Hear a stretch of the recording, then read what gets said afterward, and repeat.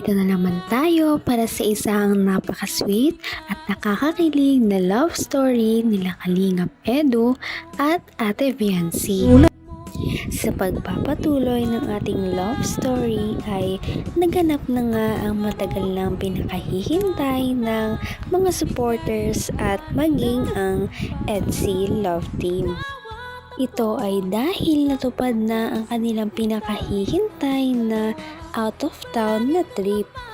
Dahil sila nga ay pumunta na sa Palawan at nakakatuwa nga dahil sila ay magkasama at ito ang kanilang first trip na malayuan at kasama pa ang Kalingap team.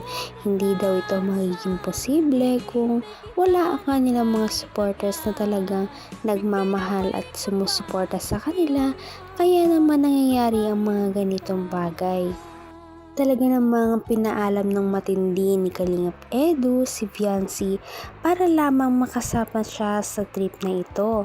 At talaga namang nagbunga ang lahat dahil nakasama nga si Viancy sa Palawan.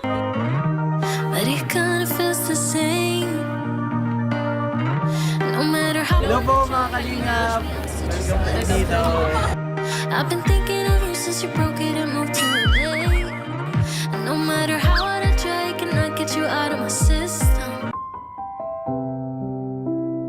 Ano? Kumusta ka naman? Ang first day sa Palawan. Masaya po. Masaya ka? Sus, parang di naman. Kanina ka pa nga tahimik eh. Di mo ako pinapansin. Tahimik lang po pero masaya po. Masaya ka. Sige nga, pakita mo nga sa akin. Gano'n ka kasaya? Yan. So ano? Grabe, ang ganda po ng Palawan. Sobrang ganda nga, no? Sarap balik-balikan. Sarap balik-balikan. First time pa lang natin to pero Makikita talaga natin sa kanilang mga mukha at kung paano sila mag-usap na talagang masayang masaya sila na silang dalawa ay magkasama na sa kanilang first out of town na trip. Pagkarating nga nila doon ay hindi nila maiwasan na mamangha sa ganda ng kanilang pinuntahan dahil ito nga naman ay nasa Palawan. Talagang maraming ang turista na dumadayo dito para lamang makita ang ganda ng lugar na yon. Pagkarating nga nila doon ay nag-usap-usap muna sila sa mga bagay na gusto lamang nilang pag-usapan dahil napakaganda ng panahon na yon at malakas ang simoy ng hangin. Kaya't perfect na perfect ito sa heart-to-heart talks. Sa kanilang pag-uusap nga ay nag-open up na si Kalingap Edu sa kanyang mga nararamdaman at mga naiisip.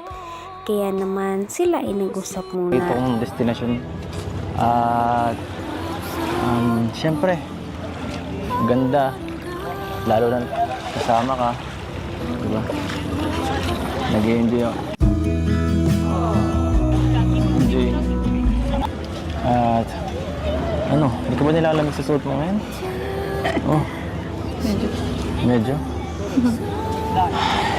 Medyo? Okay. Ikaw kasi, dapat naging ready ka.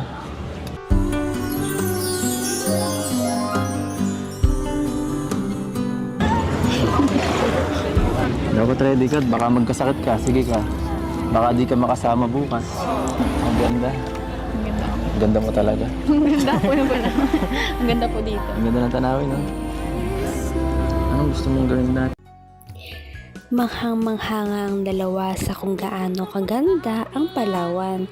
Ngunit sabi naman ni Kalingap Edu na talagang maganda ang Palawan. Ngunit mas maganda pa rin ang kanyang kasama noong mga panahong iyon.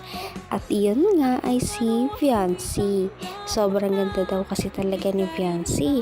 Hindi nga daw siya makapaniwala na kasama niya yun noong araw na yun. Makikita rin natin kung gaano ka-protective si Kalingap Edu kay Viancy dahil noong nakita niya na napakanipis nga ng suot ni Viancy at maikli, alam niyang nilalamig na daw ito. Kaya naman pinahiram niya ito ng jacket kahit nilalamig din siya. Kitang-kita talaga kung gaano kagusto ni Kalingap Edu si Viancy, kaya nagagawa niya ang mga bagay na yon. Kaya naman, kinilig na naman ang mga supporters at mga manonood. Bukod sa, lalabas ka mamaya, hindi. Hindi na, ito na. Dito na po ata. First day pa lang natin, pero talagang sobrang ganda talaga. Nakakatuwa dito. At Saka ang dami pong ano. ang dami turista. Kanina hindi ko ramdam eh. Pero ngayon, mukha ka nga eh. Mukha ka nga isa dun eh. Mukha kang Koreano. Ano? Meron doon mga Koreano, dapat nakisama ka. Siya nga po pala ako eh. Ha? Thank you sa lahat-lahat. Ha? Lahat-lahat. Wala naman akong inambag dito sa'yo. Hindi naman ako nag-sponsor sa'yo. Papunta dito. Siyempre po dahil po sa inyo nakasama ko dito. Saka masaya din po ako kasi Saya ka. Talagang humanga na naman si Kalingap Edu sa taglay na kagandahan ni Fiancé dahil talagang pinupuri niya ito. Sabi niya pa na napakaganda daw talaga ni Fiancé at kasing ganda niya daw ang tanawin. Mapagkakamalan mo nga raw si Fiancé na turista lamang doon dahil sa kanyang ganda. Kasama niya pa daw siguro ang mga Koreana na naglalakad-lakad doon dahil napakaganda nga daw talaga ni Fiancé. Dahil dito ay kinilig talaga si Fiancé at hindi niya maiwasan na kiligin at matawa. Tibok ng puso ko. Hindi, masaya.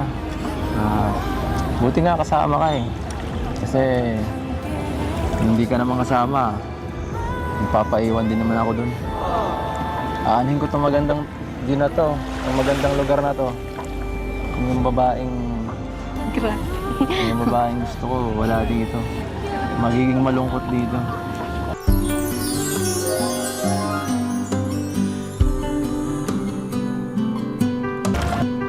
Actually, dapat nga ako magpasalamat sa'yo. Simula nang dumating ka sa buhay ko, hindi mo ba tatanungin kung bakit? Bakit po?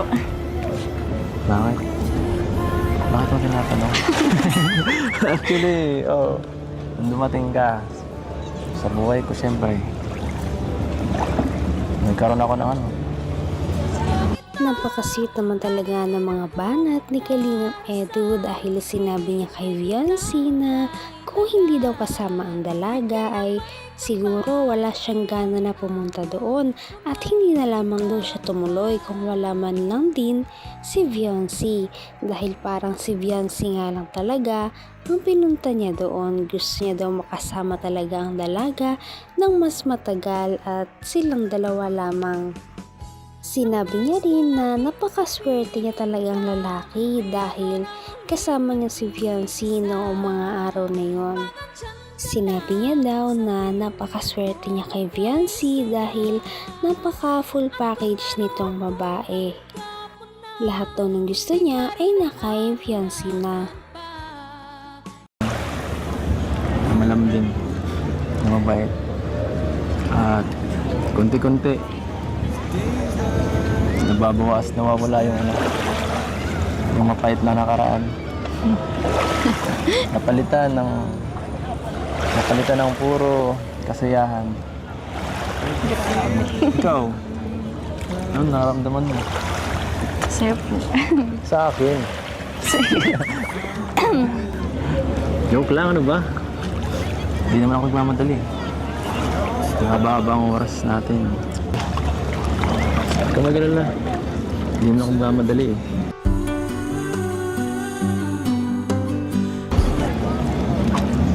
Siyempre, magkailan ka ready? At nasa na ba sila? Nakakaya po pala dito. Gabi na. Nagpasalamat pa nga siya kay Viancy dahil kung wala daw si Viancy ay siguro malungkot pa rin daw siya hanggang ngayon at hindi pa rin nakaka-move on sa mga past na nanakit sa kanya. Kaya naman nagpapasalamat siya kay Viancy dahil lubos-lubos na kasiyahan ang dinala ni Viancy sa kanyang buhay. At dahil nga doon, sabi niya na sana mas makagawa pa sila ni Viancy ng mas maraming masasayang memories para iwanan na talaga ng tuluyan ang mga past na masasakit. Nabanggit pa ni Kalingap Edu na handang-handa daw talaga siya maghintay para kay Viancy kahit gaano ito katagal.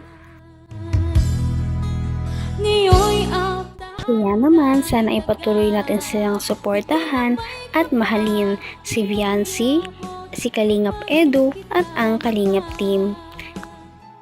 Yan lamang at maraming salamat sa panonood. Abangan natin kung magkakatuluyan ba talaga si Kalingap Edu at Viancy. Hanggang sa muli. Bye! Ngayon'y abot